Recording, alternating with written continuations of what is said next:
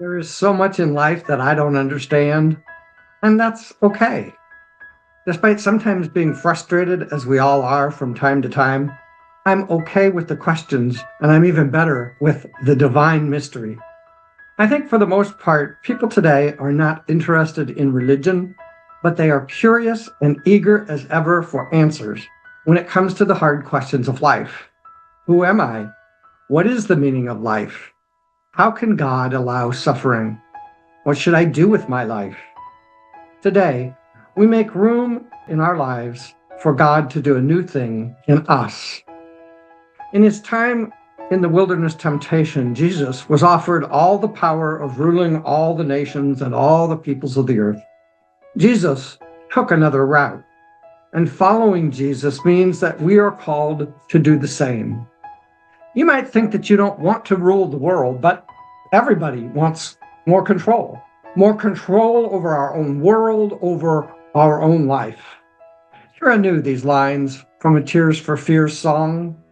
It's my own design, it's my own remorse. Help me to decide, help me to make the most of freedom and of pleasure. Nothing ever lasts forever.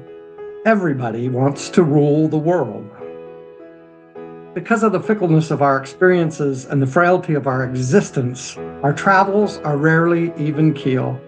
We rise to heights of ecstasy and we drop to sloughs of despond, as author John Bunyan put it in Pilgrim's Progress.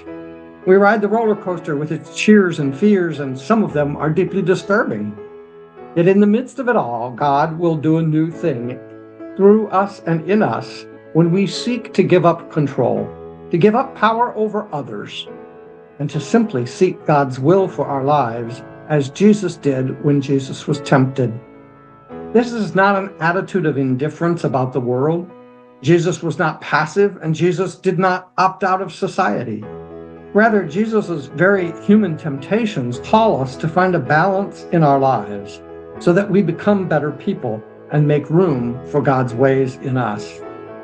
We live in a world where nothing's ever enough. You want money? How much is enough?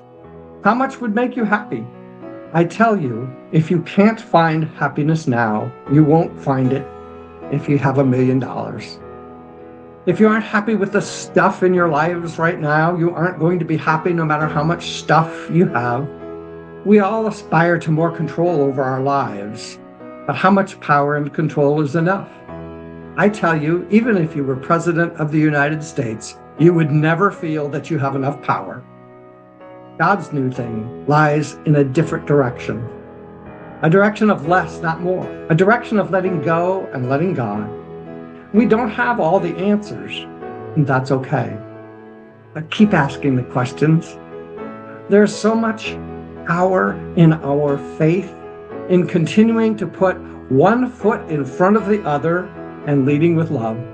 Things don't have to make sense right now, but have faith that God is at work doing a new thing in us so that we can live our lives filled with an unshakable joy.